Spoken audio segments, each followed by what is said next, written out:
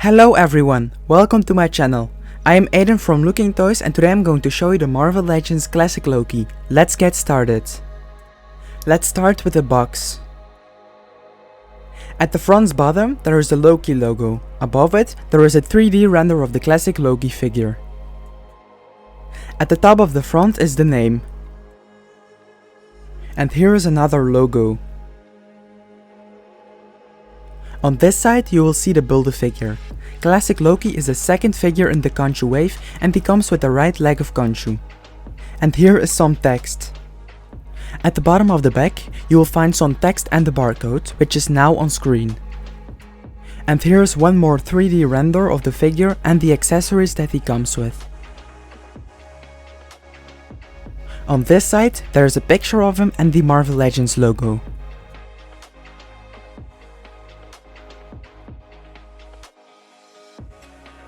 Let's take him out of the box.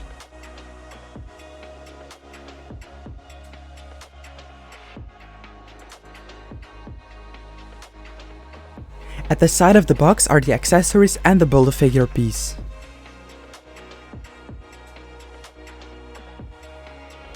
In the middle of the box there is the figure itself and its interchangeable head. You can say whatever you want about the plastic-free boxes, but it is really well packed to prevent any damage.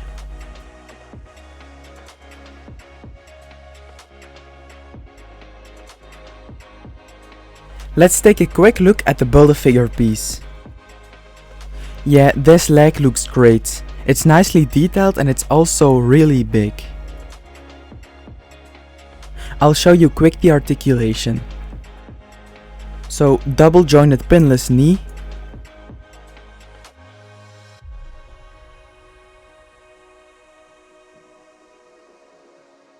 the foot can move up and down, and it can also swivel from side to side. So that's really nice. Let's check out the accessories.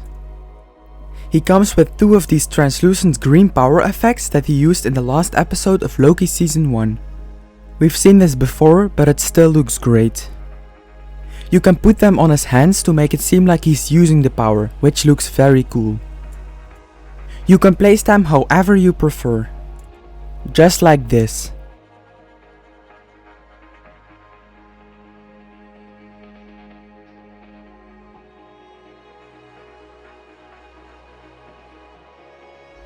And it looks even better with his other hands. These alternate hands have the green powers attached to them. It looks really nice and I like that Hasbro included this.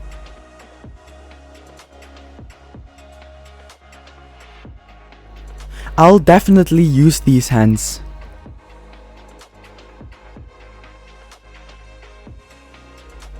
When you put the hands with the powers together with the additional power effects, they look fantastic. Let's show that real quick.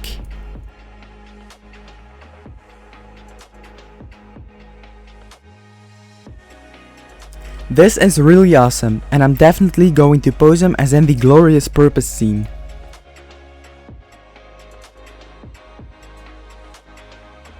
I'll put him on his knees to see how that looks. I will try some different poses after this video to see what works best. Now let's take a look at the figure. I'll show you the head first. This face is spot on, it looks exactly like the actor. At first I wasn't sure about this smiling face, but it's way better than I thought it would be. I really like his helmet and those long horns too. You can see that the gold is a bit shiny too. The yellow is bright, but it's accurate from the show. I can see the actor's likeness from every angle. Now let's take the other head, and he looks also just like him. I'm so glad we get two options for the head.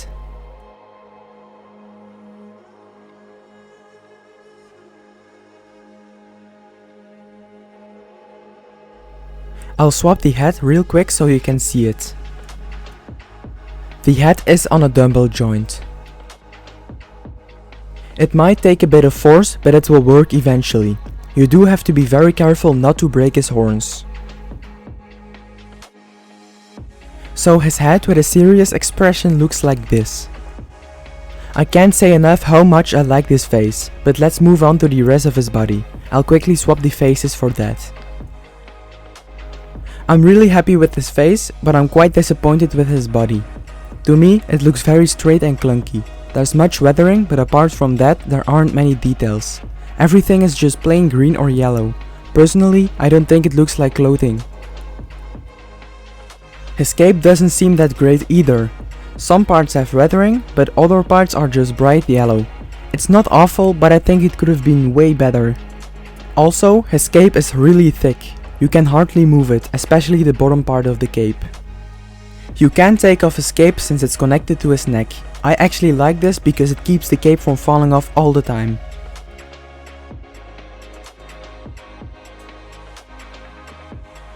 The inside of the cape does have some weathering and details. Looking at the back, there is no weathering, but that's okay since you can't see it anyway because of the cape. Now I'll show you the articulation. As I said before, the head is on a dumbbell joint, so it can spin 360 degrees. It can also tilt side to side. It can look up that much and that far down. So the head articulation is pretty good.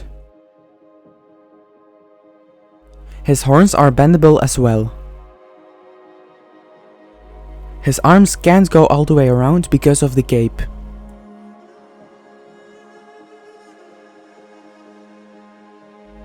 But he can do a T-pose and his elbows are pinless double jointed.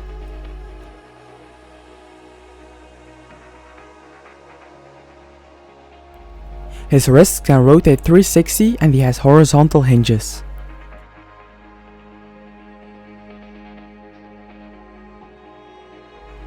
He has an ab crunch which looks terrible. Things are sticking out and it looks strange. I would rather have a ball joint.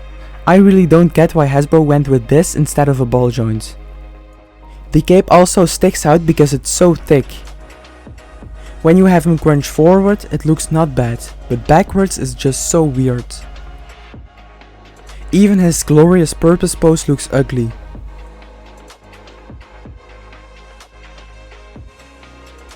His waist can rotate 360 degrees, so that's nice I think. His legs can go up this far. They are double jointed and can bend 180 degrees. His feet can move down and up. But it can't even swivel.